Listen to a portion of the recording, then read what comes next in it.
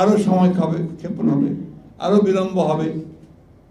কেন জানি না মানুষের একটা ধারণা তৈরি হচ্ছে, আমার না কিন্তু ধারণা তৈরি হচ্ছে যে এই সরকার ইচ্ছাকৃতভাবে নির্বাচন প্রক্রিয়াকে বিলম্বিত করছে। এটা সঠিক নয়, but at the same time এটা মানুষের মধ্যে এই আশঙ্কার সৃষ্টি হচ্ছে। এর আগে আবার আজকে কয়েকজন বলছে আরো 2-3টি দল গঠিত হবে। নির্বাচন প্রক্রিয়াতে যদি আরো 2-3টি দল গঠিত হয় আমাদের তো কোনো আপত্তি নেই, 100টা হোক 200টা হোক, কোনো তাতেও আপত্তি নেই। তো সেটা জাতির জন্য কতটুকু কাজে লাগবে সেগুলো সবাই চিন্তা করবে। এখন বাংলাদেশের একটা সমস্যা কি জানেন, আমরা সবাই রাজনীতিবিদ, আমরা সবাই রাজনীতিবিদ। ওইখানে দেখবেন রাজনীতি নিয়ে আলোচনা করতে, চর্চা করতে আমরা সবাই খুব পছন্দ করি।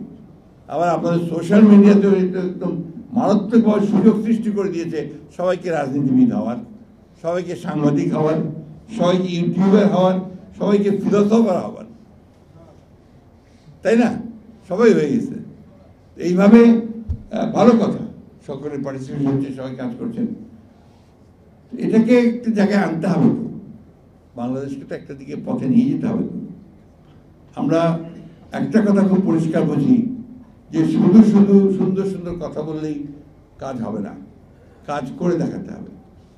এখনো পর্যন্ত মানুষ কিন্তু কোনো স্বস্তি পায়নি। কালকে দেবপ্রিয় ভট্টাচার্য একটা আমরা অনুষ্ঠানে ছিলাম, উনি কালকে ওনার বক্তব্য বলেছেন যে খুব ভালো কথা, সংস্কার তো সবাই চায়, স্বস্তি চায়, বাজারে স্বস্তি চায়, নিরাপত্তা চায়, রাস্তায় বেরিয়ে খুন হয়ে যাবে না সেটা চায়, গাড়ি অ্যাক্সিডেন্ট করে 6 জন 7 জন 8 জন করে মারা যাবে না এটা চায়। ওই দিকে একটু নজর দিতে হবে তো, প্রশাসনের নজর দিতে হবে, গভর্নেন্সের দিকে নজর দিতে হবে। আমি আশা করব যে সরকার আরো বেশি গভর্নেন্সের দিকে নজর দেবেন। ব্যাংকের হাতে সব টাকা লুট করে নিয়ে চলে গেল, তাদের বিরুদ্ধে একটা মামলা শুরু হলো না। যারা লুট করে নিয়ে চলে গেল তাদের বিরুদ্ধে একটা মামলা শুরু হলো না। আর কতগুলো মামলা হচ্ছে যেটা আগের মতো ওই সেই পুরনো অজ্ঞাতনামা, 1000-1500 আসামি, ওই একই কায়দায় আবার একটা বাণিজ্যের ব্যবস্থা করা হচ্ছে। এগুলোকে বন্ধ করতে হবে। এগুলো বন্ধ না করলে আপনি যে জায়গায় পৌঁছতে চাচ্ছেন সেই জায়গায় আপনি পৌঁছতে পারবেন না।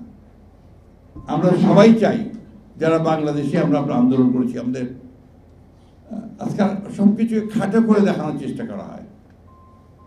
বিএনপি এবং অঙ্গ সংগঠনগুলো, অন্যান্য রাজনৈতিক দলগুলো, আমরা এখানে 2012 সাল থেকে মাঠে সক্রিয়ভাবে আন্দোলন করছি।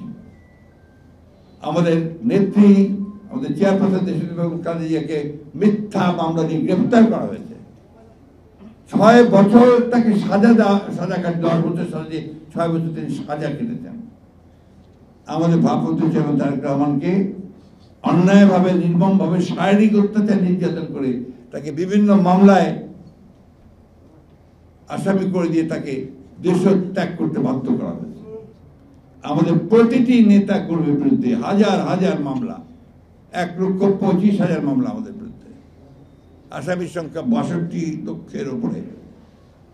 ইলিয়াস আলী সহ 700 গুম হয়ে গেছেন।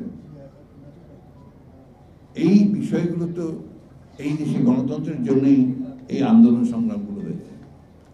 সুতরাং শুধু একতরফা কথা বলে অথবা রাজনৈতিক দলগুলোকে আক্রমণ করে তাদেরকে তির্যক ভাষায় কথা বলে এই সমস্যার সমাধান হবে না। সমাধান করতে হবে সবাইকে অনবোর্ড করে, সবাইকে নিয়ে আলোচনা করে সমস্যার সমাধানগুলো দ্রুত করার ব্যবস্থা করতে হবে। আমরা আবারও বলছি, আমরা রিইটারেট করছি যে ডক্টর প্রফেসর ইউনূসের এই অন্তর্বর্তীকালীন সরকারের প্রতি আমাদের পূর্ণ সমর্থন আছে এবং আমরা যেন চাই যে তারা সফল হোক, এর জন্য সমস্ত রকম সহযোগিতা আমরা করতে তৈরি আছি। এবং সবচেয়ে বেশি অনুরোধ করব দ্রুত করে এই নির্বাচনের ব্যবস্থা করুন, তারা এই সমস্যাগুলো, সংকটগুলো আরও বাড়তেই থাকবে এবং আমাদের এই যে স্বাধীনতার সার্বভৌমত্ব বলেন, বর্ডার সমস্যা বলেন, আপনারা এই যে সাবোটাজ করার যে সমস্ত ঘটনা ঘটছে, এই ঘটনাগুলো কিন্তু কমানো যাবে না। তাই আসুন আমরা সবাই ঐক্যবদ্ধ হয়ে দেশের কল্যাণের জন্য কাজ করি। ধন্যবাদ।